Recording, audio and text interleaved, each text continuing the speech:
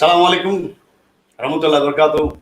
Good evening, and welcome again back to the Mashroom LinkedIn Live. Today we are going to discuss a very, very interesting topic, and with me we have a very well-known expert in this domain of analytics. The topic of today's debate and discussion is driving decision with analytics, a culture shift in KSA. We have seen that over last couple of years, as a part of Vision 2030, to make countries self-reliant from oil to non-oil sector, Saudi government started investing in information and technology since 2016. The volume of investment was 35 billion US dollars, and it is expected to grow to 50 to 80 billion US dollars in next couple of years. This investment which the Saudi government made is giving them huge dividends, which is visible in the form of the big data and analytics market, which was 920 million a couple of years back, and which is expected to grow by $3 billion by 2020, that is this year. Big data analytics is taken as one of the mainstream in the education system of Kingdom of Saudi Arabia, and organizations like DELL, IBM, Microsoft, they are heavily investing in Kingdom of Saudi Arabia for last couple of years. This is said that big data and information technology is the new oil for Kingdom of Saudi Arabia. So we're going to discuss about this. With this, we start our discussion for today's topic, which is driving decision with analytics. With me, we have got a very, very well-known expert in this domain of analytics and strategy planning, Mr. Bashir Al-Hashim. Bashir knows no introduction in the HR community now. He is a very, very known face and an expert in strategic planning and analytics, and he is advising the Saudi government on these domains. He's a Master of Science from the Switzerland, and he has also done Master of Science from California, USA. And for most of you, which you know, that Bashir Al-Hashim is also chapter chairperson of Kingdom of Saudi Arabia for Middle East Society for Human Resource Management, that is Mashroom, and now the Global Society of Human Capital Management. Allow me to welcome Bashir Al-Hashim, and let's hear from him a brief introduction before we jump into today's main course, which we have brought for you, 4-course meal. And we will start with that. Bashir. Thank you very much, Mr. Sandeep, for this kind introduction. Again, my name is Bashir Hashim. I have a little bit over 20 years of experience in different fields, mainly manufacture, strategic planning, data and data analytics. Before we dive into the main course, I'd like to just pose a general question to everybody here. I think you agree that all of us kind of do a little bit of a balance check before making any financial purchase that might have an impact on our cash flow. For example, talking about significant financial commitments, buying a house or getting a new car, or going on a very long trip. We all kind of like check how much money we have, how much money we can pay, what kind of flow we have in, and how much can we expend, so on and so forth, and kind of like balance our life around that. In the personal life, it's very easy to do this. Everything is already made up for us. On our smartphones, we have all types of applications that allows us to basically capture our finances, any other data that we want in a stream-like form, where it's easy to import or export into different kind of application like Excel, Quicken, so on and so forth, and then we can analyze it. Business data, on the other hand, is quite different. First of all, it's huge. There's huge amounts of data that are coming into businesses every second. Plus, they're coming in different types and different manners, different formats. And human intervention is needed in order to clean this data, prepare this data for analytics, homogenize all of this data, and find a way to make all of those different types and different streams of data kind of fit into one stream in a very cohesive way in order for the analytic systems to make sense out of it. We have to label it correctly, name it correctly, so on and so forth. Now, without data to drive decisions, we are left to look at anecdote evidence and a gut feeling as to what we can do and which way we can go, which goes down to experience. How many organizations have failed to overexpending or overexpecting? How many have failed because fraud or mistakes were covered up? Not to mention financial institutions that have failed completely and caused a lot of chaos. Now, robust data analysis actually brings problem into the light, allows decision makers to understand the root cause of these problems, how to fix them, how to work with them. Good data, or robust data as well, will allow entities to identify models of work that should be praised and expanded across organizations. So you can actually identify what is going well with you and then try to build up on that using data. But the most important thing, data drives informed decision and guides us into what is possible and what is not. So there is no room for dreaming or gambling or going like, yeah, let's do this and see what happens. Everything is predominantly clearer in order to take that decision. Now, with this general introduction into data and data importance, let's go into the first main course, or the first course of this evening. It's the emergence of analytics in Saudi Arabia. Now, when we talk about the emergence of analytics in Saudi Arabia, there has to be a catalyst.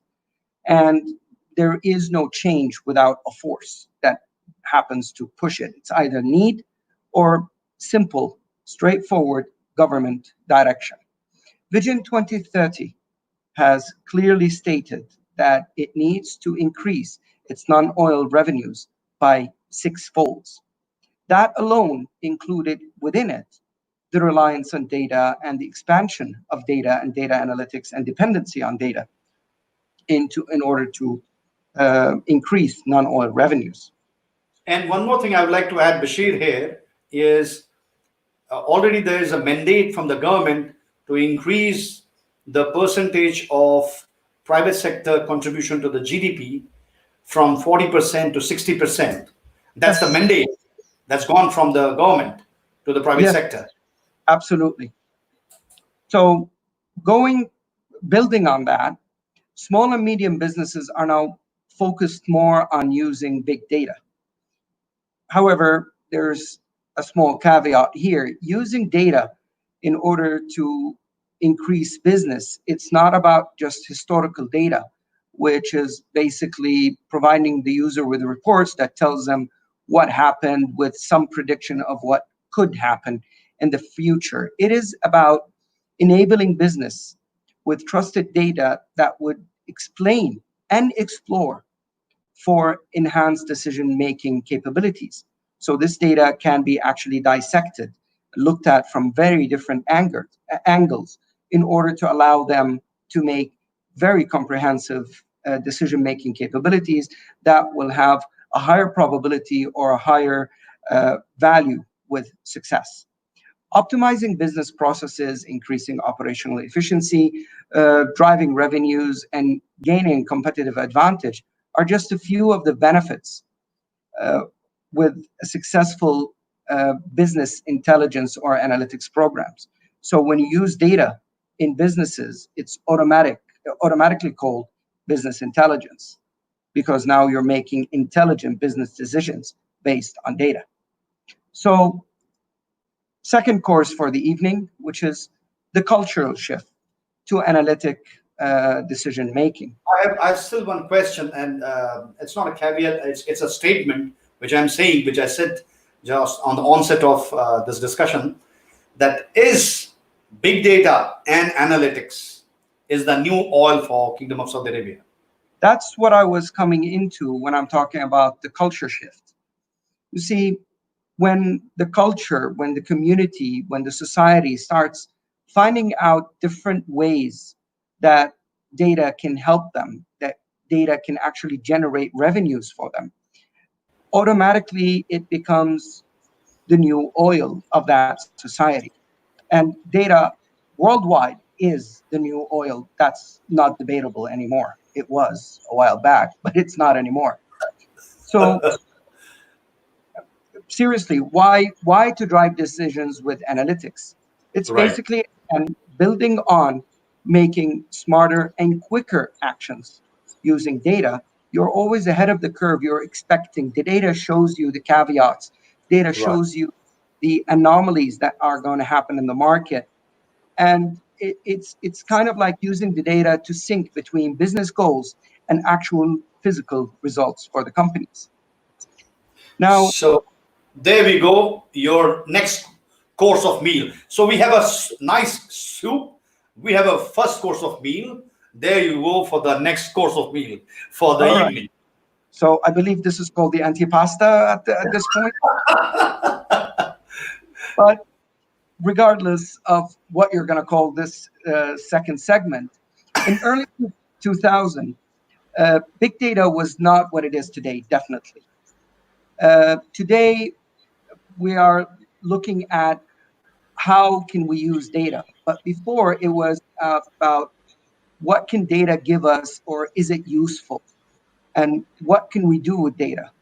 Data literacy led us to understand how to go in data analytics. Can you please show that slide that I shared with you earlier today, Mr. Sandeep? Yes, there you go. Uh, All yeah, right. So basically, the higher the value, the higher the difficulty, the more insights you get. So currently, most data analytic softwares are focused on hindsight, on descriptive analysis. What happened?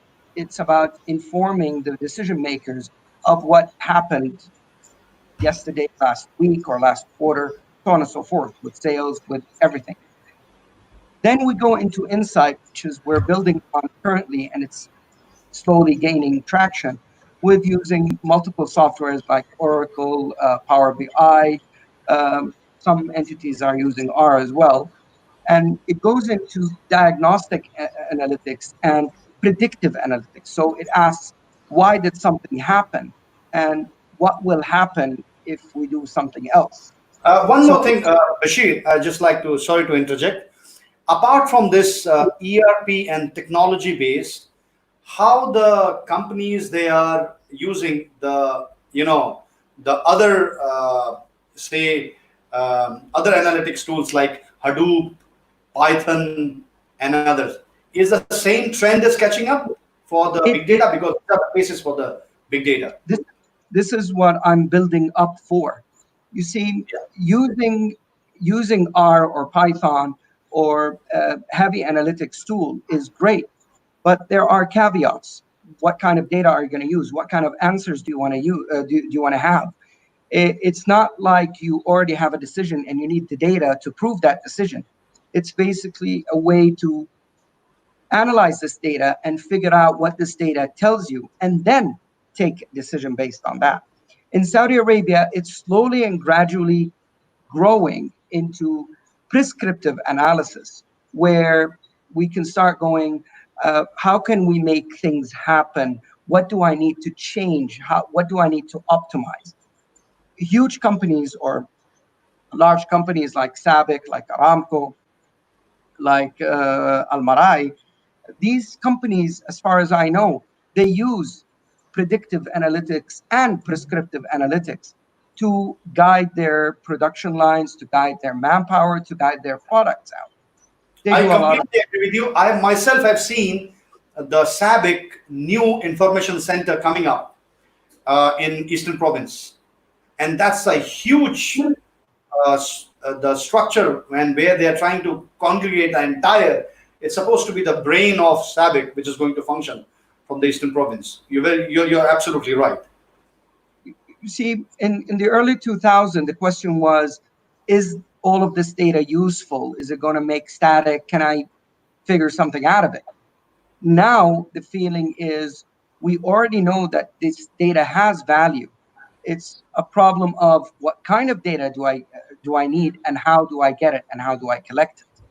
So going forth from there, it's very easy to understand, or allow businesses with data literacy to figure out the difference between predictive analytics and prescriptive analytics.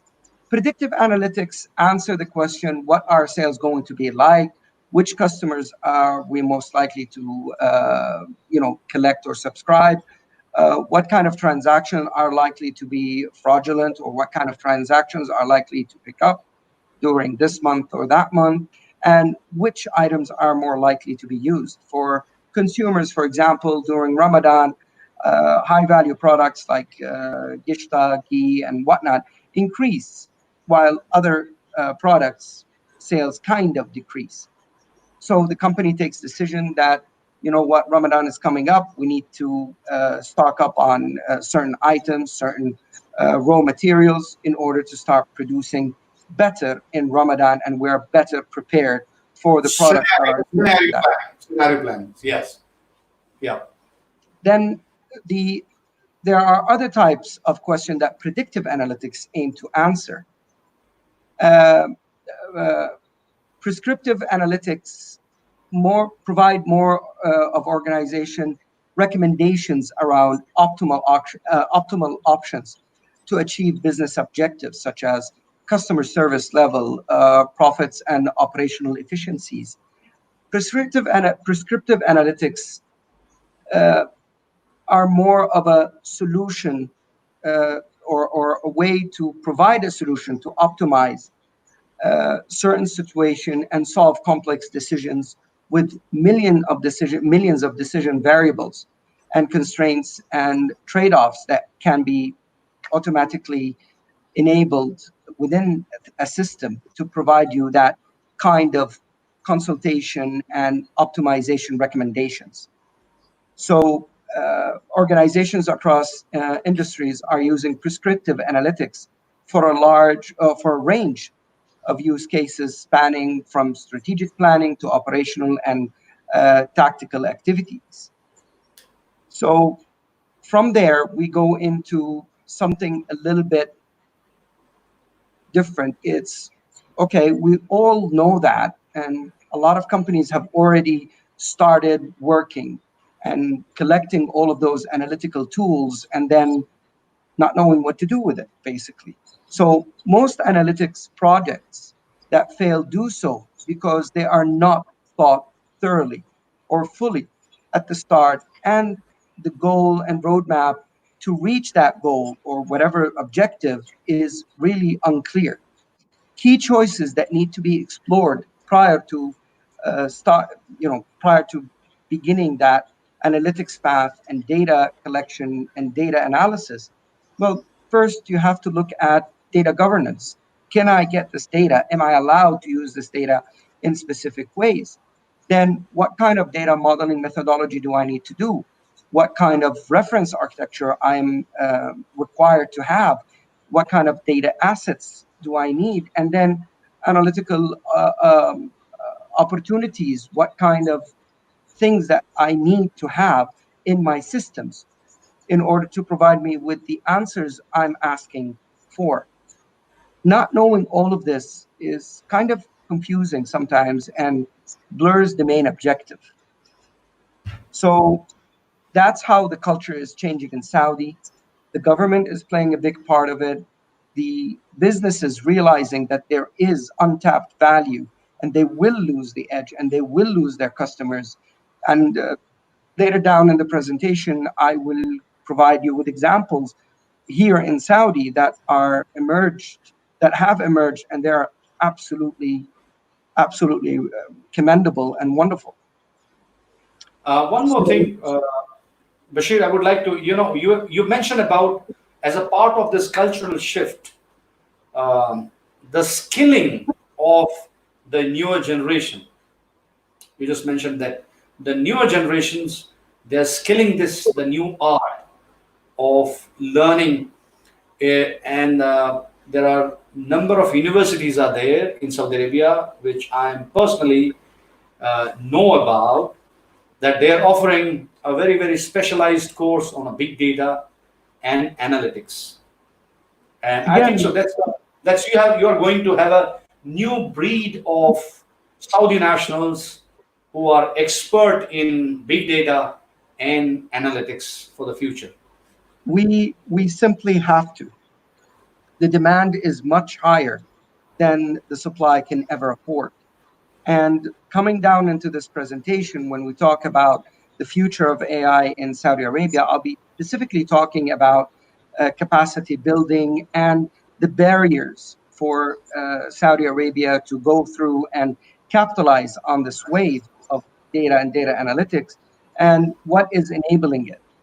But as of now, the culture shift is happening, but it's happening on a very slow pace. So they are more dependent on informative uh, analytics. It's basically descriptive analytics. It tells you what happened and tells you what to expect, maybe not very sure.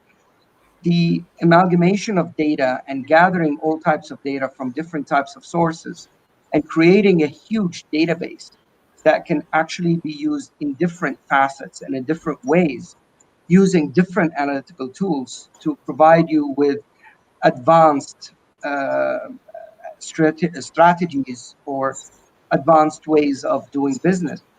That is a bit of a way still. We still have a way to. So now we can, believe, talk about SMEs' need for business analytics. Right, there you go, your next course of meal. I think so now. There's a little filling going on.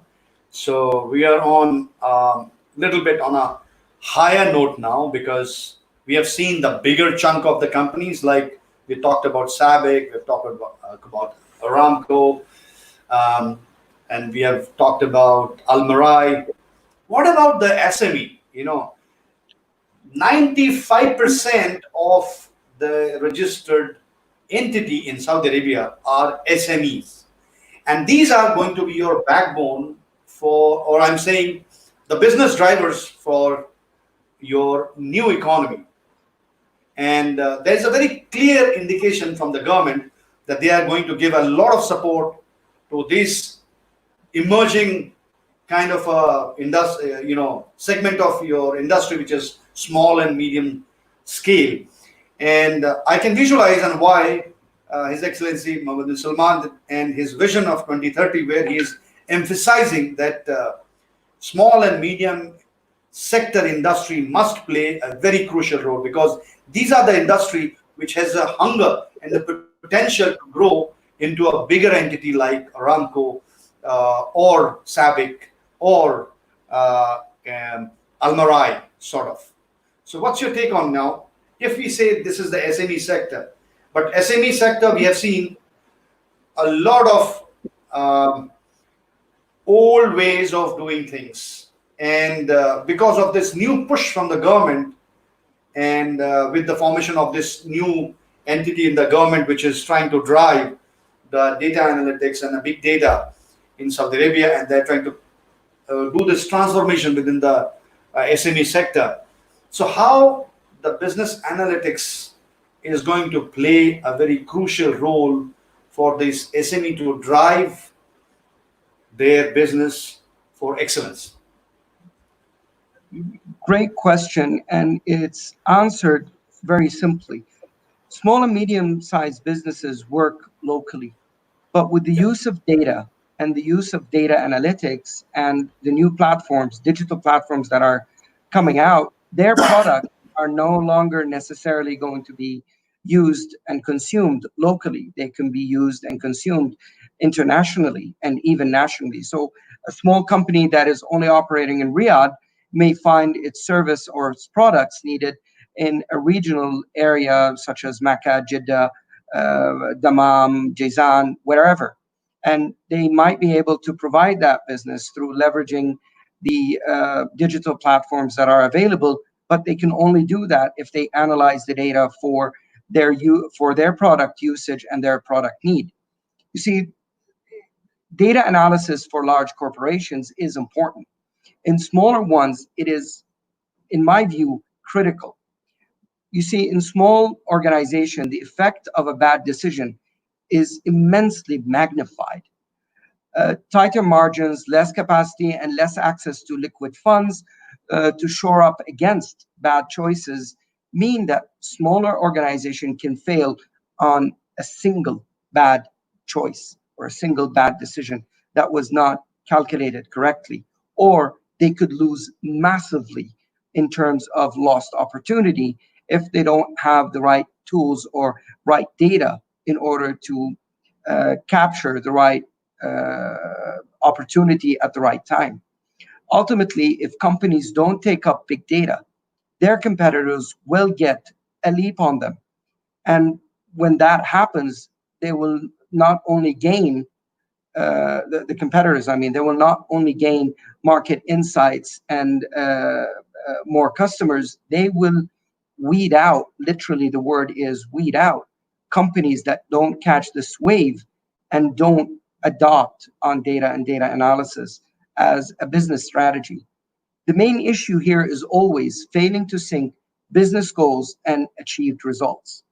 It always happens. What I want to have, what I'm actually doing, don't really end up to the result I'm hoping for. Data and analytics are disrupting existing business models and ecosystems, and it is evidence with what's happening around us from Facebook, Amazon, all of those companies who capitalized on data and data usage.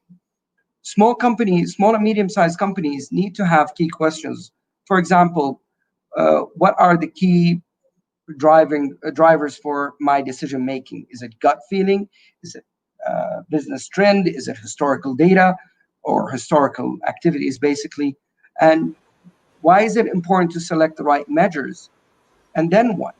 If you don't select the right measures, then you're not going to go forward, or you're not going to be able to capitalize on available opportunities. That's a And very valid point you brought, Bashir. Now, I want to pick your brain on this.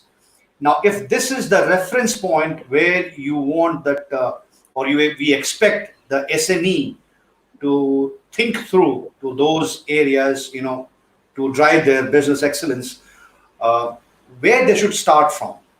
Is it they should start from building the basic capability of their people in the various functions, like, for example, in sales, marketing, and operations?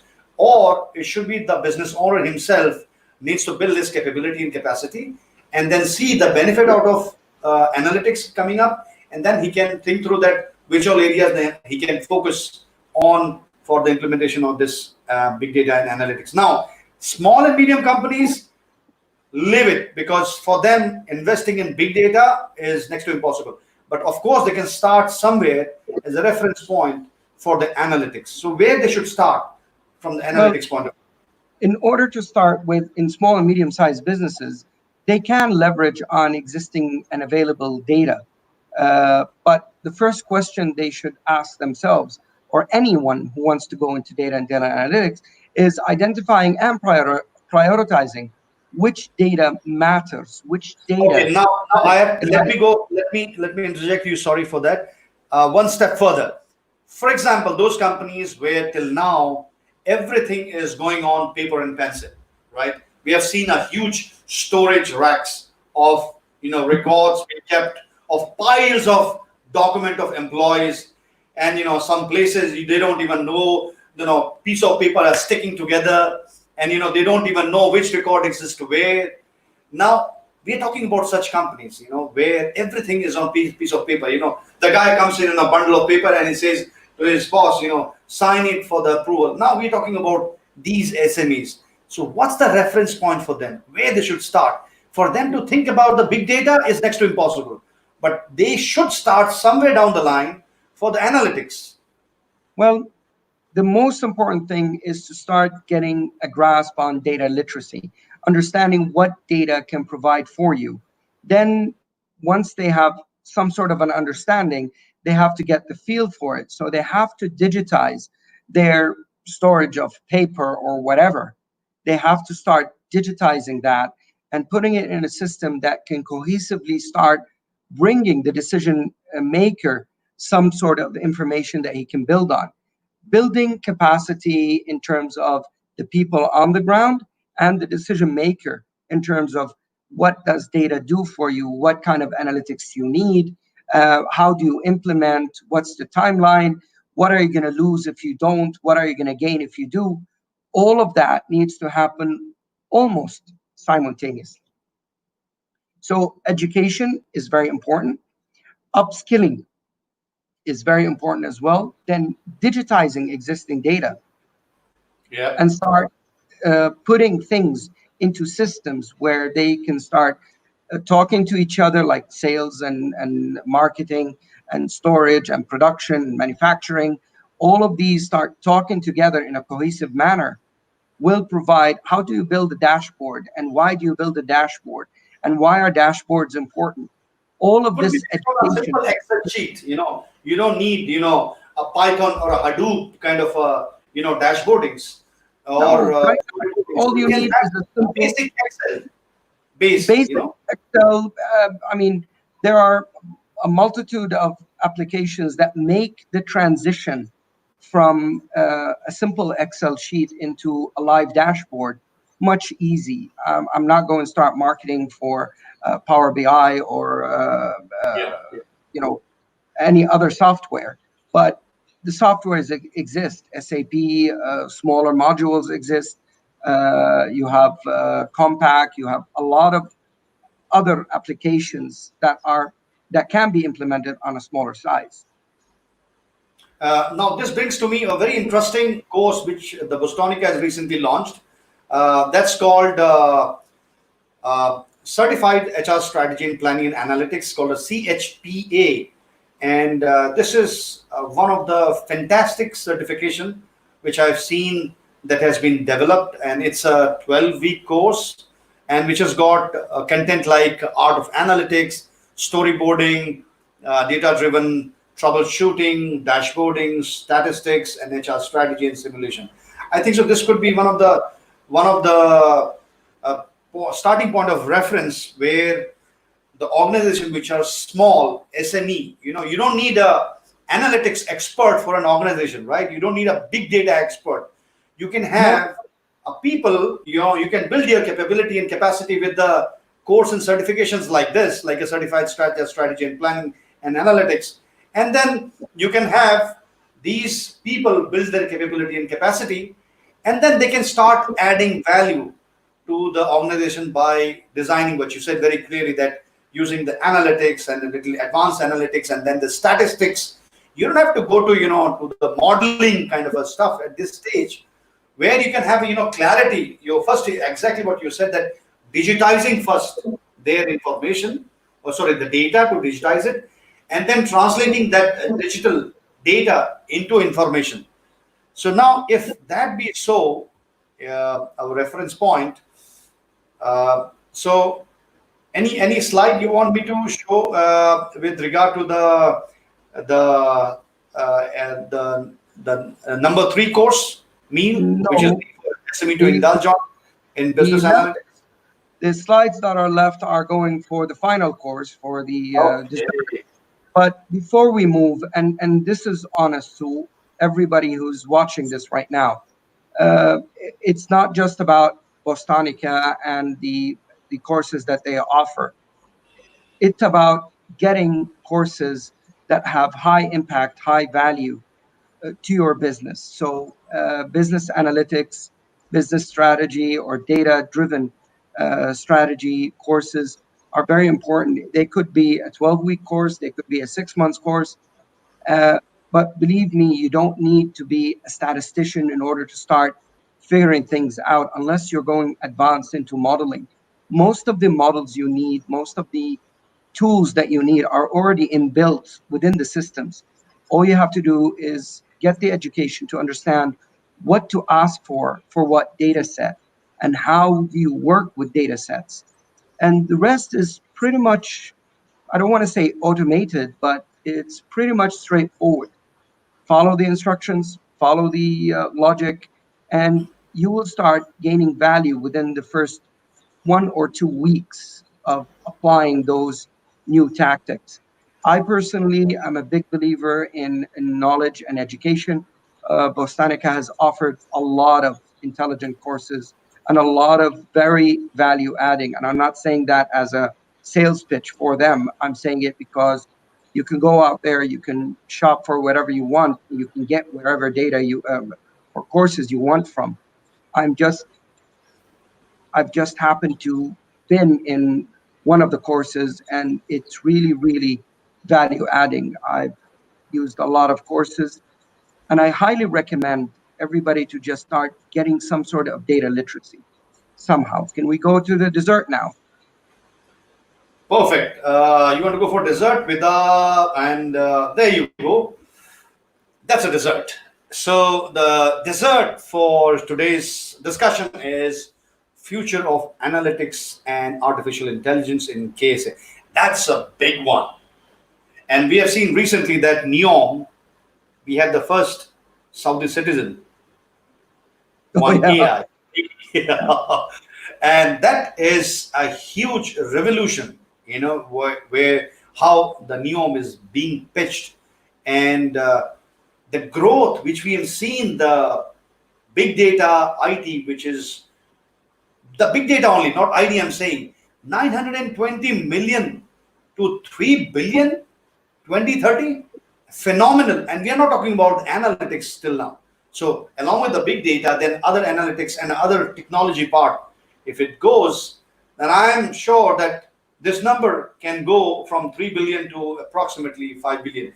And company like this, Dell, IBM, Microsoft, you name it, or Google, they are eyeing for their pie. And you have seen it, the research development center mushrooming all across Saudi Arabia.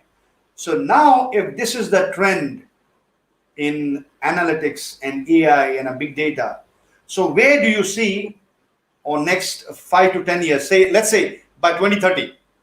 So we will restrict our 2030 and say you can give some more perspective beyond 2030. That how do you visualize that the future of analytics and AI in KSA going to span out? well, um, I think everybody can agree very easily. It's going to have an exponential growth rate. Uh, Everything about technology is growing very fast.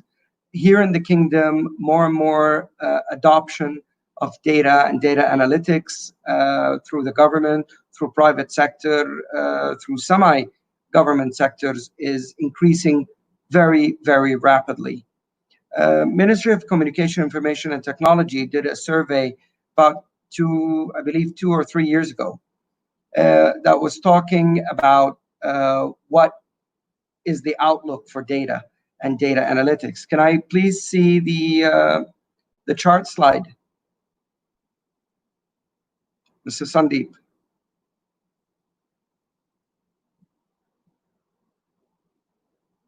All right, here it is. And when they surveyed about 976 IT decision making or makers in Saudi Arabia, 88% concluded that organization could be improved with better use of data. So right off the bat, most of the organization understand that there are caveats that can be overtaken through better analytics and better data usage. Senior teams trust data insights a lot more. 72% have said that. 57% said that they can achieve a competitive advantage as a result of big data analytics. And about 70% believe that successful industries are the ones who capitalize and use analytics better.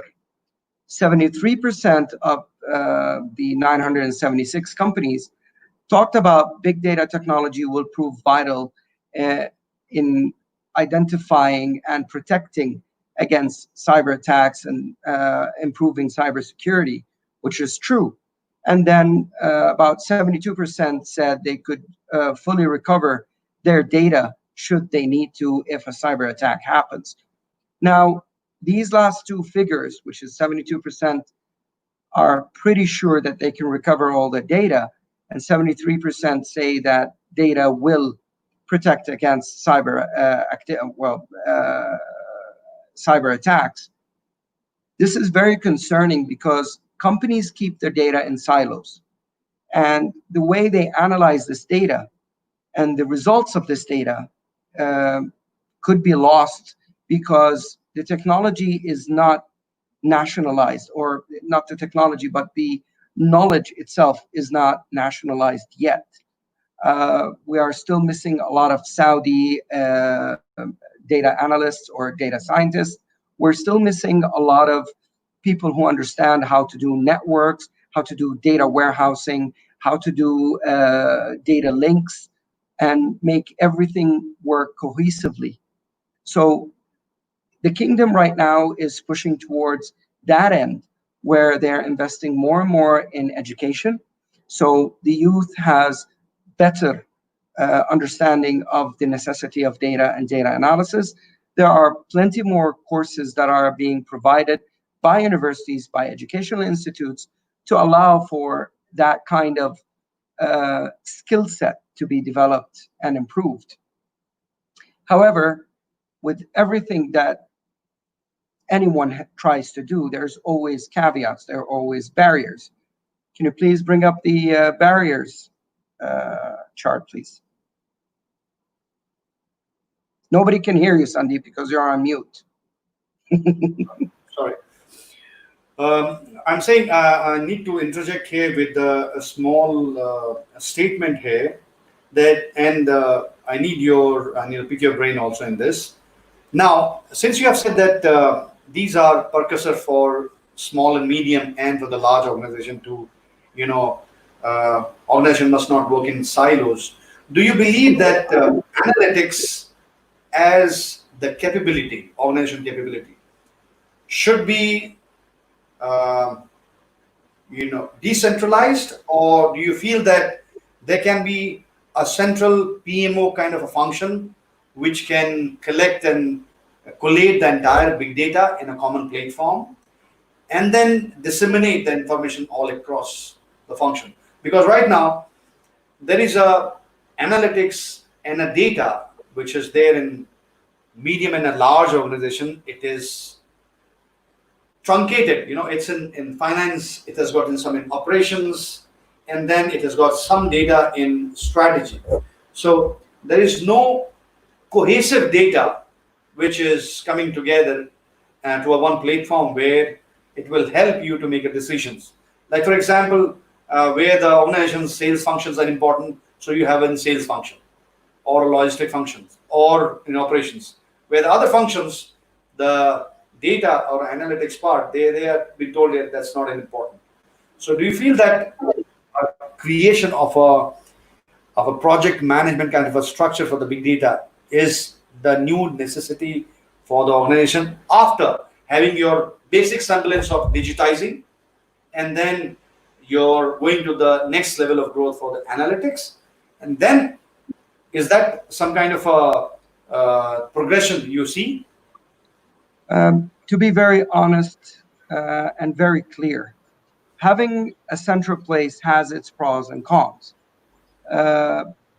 collecting all the data in a single warehouse, in a single plot, is easier to handle, easier to archive, easier to understand. It may be easier to, subtract the information or collect the information out of. However, there are caveats for it. If something goes wrong, then the backup systems, so on and so forth. However, creating data at the source, so finance will create their finance data in Right. one place, and then that is kept somewhere in the finance region, and then project or production or manufacturing, whatever other departments, they produce their data where they need to, and then all of these data warehouses can connect together into a single system. Yes, and that's why you would need a single entity that would manage this type of connection, this type of interpretation of the different data and the different analytical skills that are required to do it. So you don't need an analyst in the finance and an analyst in manufacturing and an Yeah. analyst somewhere else. You can have them all working together in one office. The data sets themselves are better protected when they are at their source, and then they are required or seconded for information dissemination or information analytics and providing insights. They are called for and then they're processed there, and that's it. So the process happened just like the Hadoop. The Hadoop server, you can have your data on your system. All it Absolutely. does is Absolutely. it Yep. processes it up there and then gives you the result, but your data is on your system. It doesn't necessarily need to go up there or away from. That's what I recommend. And yes, I do see a lot of analytics and AI offices, just like a project manager office, happening in different entities, that they provide their services to these different entities where the data is requested, it's analyzed, it's not removed from the source. It's just the analytics happen in that office. It cuts down on costs, cuts down on many things, including the risk of losing the data. So that brings me to another point. That means there are going to be a huge potential job openings are going to be in the sector of big data and analytics, starting from like big data chief big data officer of a chief analytics officer of an organization, and then analyst, big data expert, and a lot of down the chain value chain. There are going to be a lot of new jobs are going to be created in Saudi Arabia, and these are up for grabs for those people who have the skills of big data and analytics. So I was trying to see from the point of view of the job I, I opportunity. believe I believe Gartner, in one of their reports, said there's about 100 million jobs globally that's going to come up regarding data and data analysis and data scientists. Yes, there's plenty of jobs that are required to be filled, and the skill sets, the local skill sets, whether be it in Saudi or whether be it anywhere else, is still short as the demand is growing much faster than the supply can handle so far as of today. You're on mute. I don't want to disturb you. So now we go to the finest part of the desert. So the slide. All right. So we've talked a lot about the outlook and what are the possibilities and what can happen and what can't happen. But there's also barriers. You see, investing in big data and big data analysis on itself, 22% said there are no current plans for big data technology acquisition or whatnot. 54% of the survey say that budget constraints are the most significant barrier to going down the analytics road. And because there is no clear business case or return on investment analysis, again, back to data literacy and to understand the value that the data has for you, 48% said it's one of the big barriers. 86% of businesses see technology investment as a strategic option. So it's not like of a needed option. It's kind of like, yeah, let's think about it strategically, which is in itself a problem. Uh, 81% understand that the needed skills to do all of this is a real challenge, where the kingdom is trying to overcome that challenge by sending its nationals to understand data, to start working as data scientists, data analysts, so on and so forth. But again, 81% is about the cultural barrier being the most significant barrier for people to change and accept data and data analysis. So going to the last slide, which is, I believe, the silver lining in all of this. See, on a government level, a number of entities came out that are providing analytics for government purposes in order to plan for health, to plan for security, to plan for education, to plan for so many things. If you can show that slide again, sir. So we have the National Information Center, we have the National Data Management Office, we have the Saudi Data and AI Authority, we also have the National Center for AI. All of that is on a government level to help government services. The kingdom is now almost 100% e-government. I can do anything I want in regards to opening a bank account.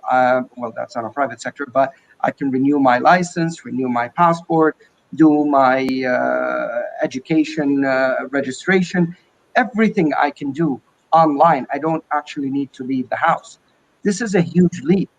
And all of that is underpinned and being supported with the amount of investment the government has put in to provide data and data analytics platform. So let's talk about a private sector.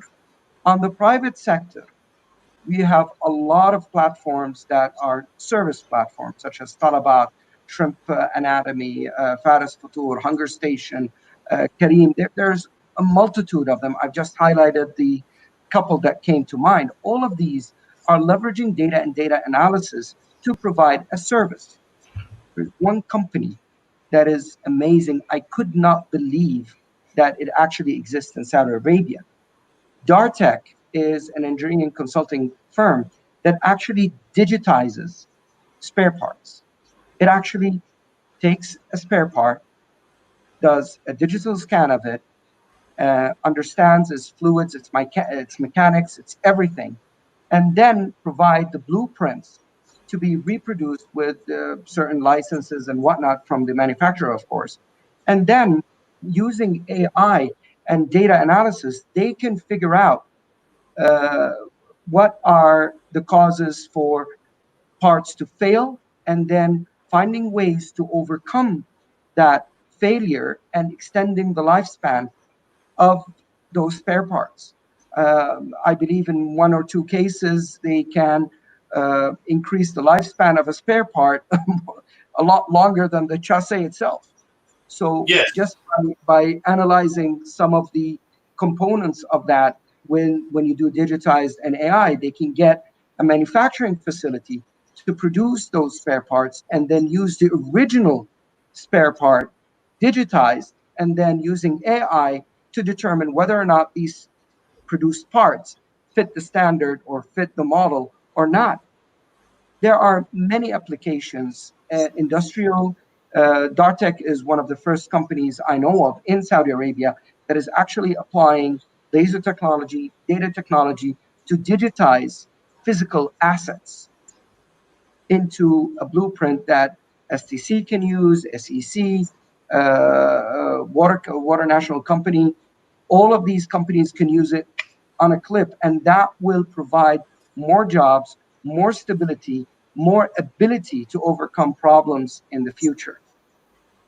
So basically, the future for AI in Saudi Arabia looks very bright. The government is supporting it very heavily, and it's providing a lot of platforms to help with it. And I do believe we would be one of the leaders within the next 8 to 10 years in data analysis, and AI. That's an excellent breather, and that's a icing on the dessert. what you said just now. Now, there are some questions are there. We need a lot of viewers are there, and they have shared some questions, and some of them they have shared their statements. So Imran Kasmani, he says, thanks Sandeep. I just finished my own presentation on predictive analytics of HR and MBO, and this is session does more good to the mindset. Then Hud Al Aidarus, he says that the SME must start with sales and logistics first because that's their pain areas where they can use the analytics to harness the maximum potential. Uh, then, uh, then Imran further says that first they should look at the key parameters which generate revenue, since this is a quick win and small win at the start, and can lead to the bigger things when we say that what all area that the SME should focus on. And Harish, he says that data set needs to be mined top down with some acumen. Acumen means, I think so, he's referring to the ability to Collection. manage, yes, the data. And then we have got Chris, and he's saying, how did data show the effects that pandemic has had on worker?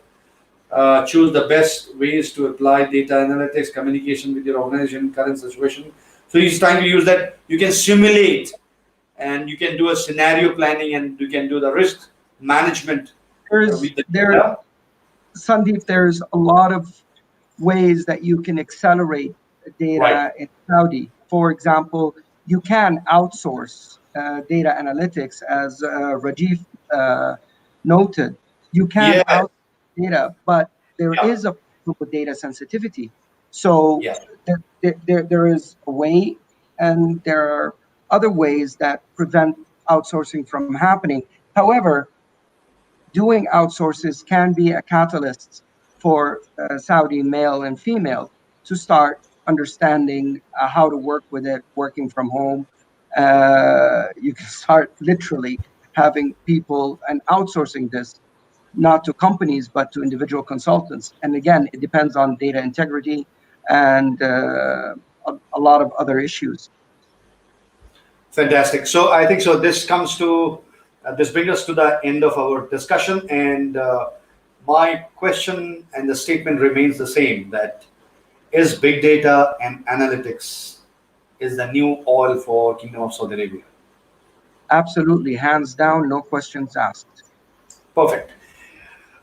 Thank you so much, Bashir, and it was a fantastic to have you on board. You being as a chairperson of Saudi Arabia for the Society of Human Resource Management, Middle East, and for the Global Society of Human Capital Management, GSHCM. And to all the viewers, we just would like to tell you that soon you will see our announcement going on for the Global Human Capital Awards. And we also will be announcing very shortly the 101 most influential HR leaders of the world. So these are some of the initiatives that's coming up from the Global Society of Human Capital Management, which is getting branded. We are making the measurement progress to the global level. We've got Spain chapter coming up very shortly, and we've got Thailand chapter coming up very shortly, and Japan chapter coming up very shortly.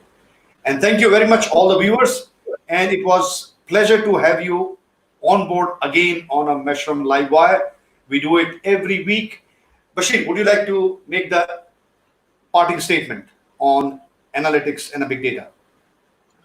Thank you very much for this opportunity. And my parting statement is, please get as much knowledge as you can about data and data analytics in any level of your organization. So you can start from anywhere.